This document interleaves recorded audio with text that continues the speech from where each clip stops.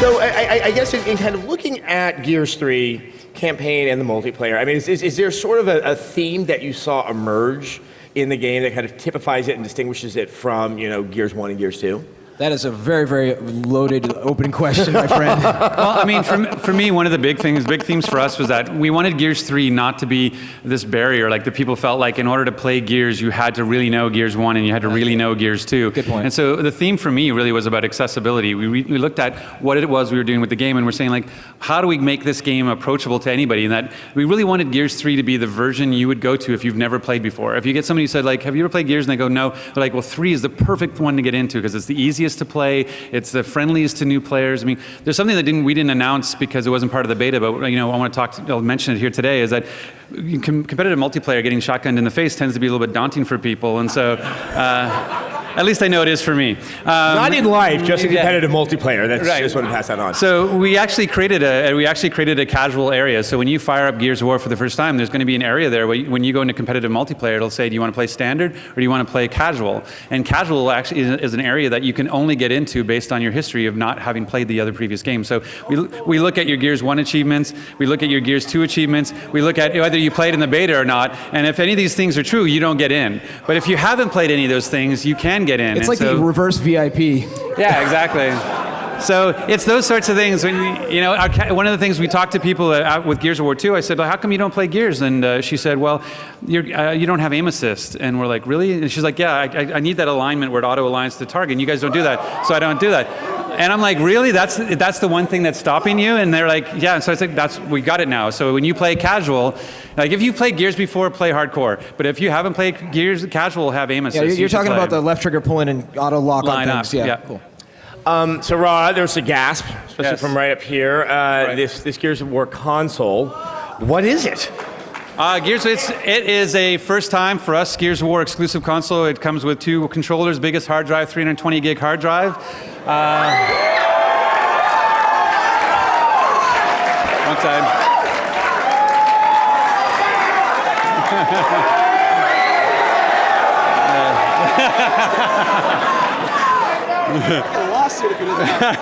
So you can also see we have some in-game content that comes with it. You get to play as young Adam Phoenix.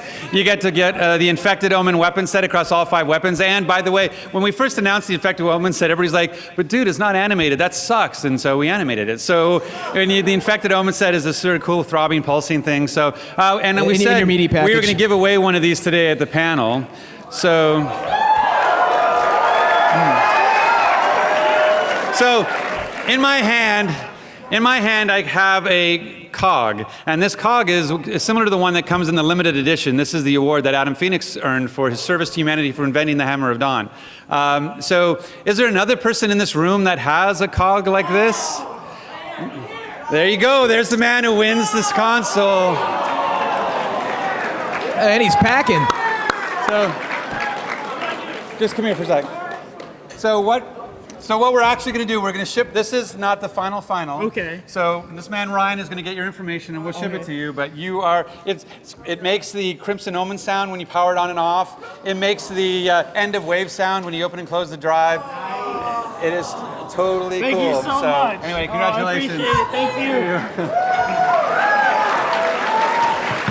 Between this and the R2-D2 console, I think by the end of this console generation, I can make a fort out of all the 360s I have acquired. Nice. Right. Start a LAN center. Obviously, loyal fans, but you also have a loyal cast. The best cast, in fact. We have the best cast. Yes. You want to run through who's returning, who might be new to the cast? Well, absolutely. Well, I mean, I said that, I've said it publicly before, I still think we have the best voice cast in gaming, and, it's not about, to me, it's not just about celebrity, it's about quality of the talent, right? It's about people who are the top of their game and who are the best in the industry. And when you look at people like that, John DiMaggio comes to mind as a person who's a force to be reckoned with, whether it be here or a Bender in Futurama, or Adventure Time. Anyway, but also you might know, Carlos Ferro, who's rocking. By the way, I think Carlos is in the audience today. Power of the beard. You got beer.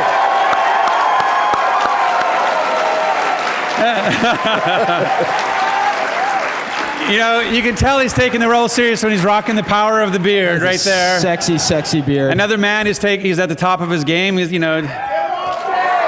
Carlos is that method in his VO. And some of you might know, a small man named Lester Spade, who's the Coal Train.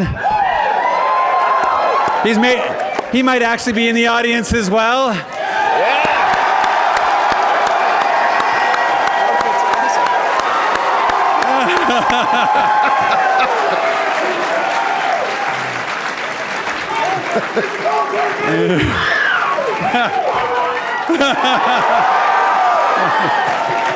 He's looking so dapper. Also a star of Transformers 3. Great job, Lester.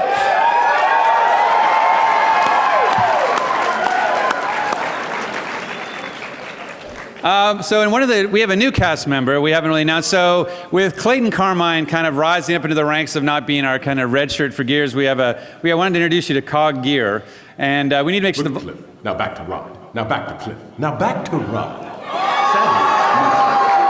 Ladies and gentlemen, we have Isaiah Mustafa as the voice of the Cog Gear.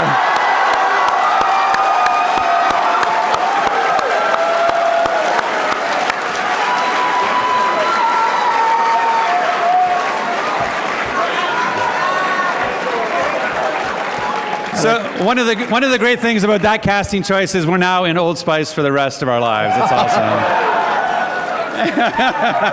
Cast just keeps getting sexier and sexier. And actually, one of the cool things, we talked about alternate skins for all the characters. One of the things that's really cool is that the Cog Gear has an alternate called Golden Gear, where you can get a gold version with the gold helmet, which is awesome. So let's talk about new people or collaborations. Yes. So graffiti has been kind of a key element, sort of, in the design of the, in the look of Gears. And you guys have started a collaboration with OG Slick, the artist. If you would like to talk Absolutely. about It started off when he did the iGear LA shirt, and he did this other recent one that was available at E3 that was very, very hot with the dual lancers, kind of with a skull and crossbones look to it. What we decided to do, we're working with Slick, and he's a great guy, so talented, such a legend. We're like, why don't we see what we can do to have him do some original graffiti and put it in the game? I mean, obviously, graffiti's a part of the Gears universe, so we talked to him, worked it out with his people, and over the course of several months, he produced a really, really slick, see what I did there? That was an accident, actually. Some really nice graffiti that actually wound up in-game, and so you actually see some of this while you're going through the campaign. It'll be hidden in some spots will be right in front of your face, but it's authentic, and it's the real deal, and it turned out amazing. I think it's pointing out OG Slick is actually in the audience. I don't know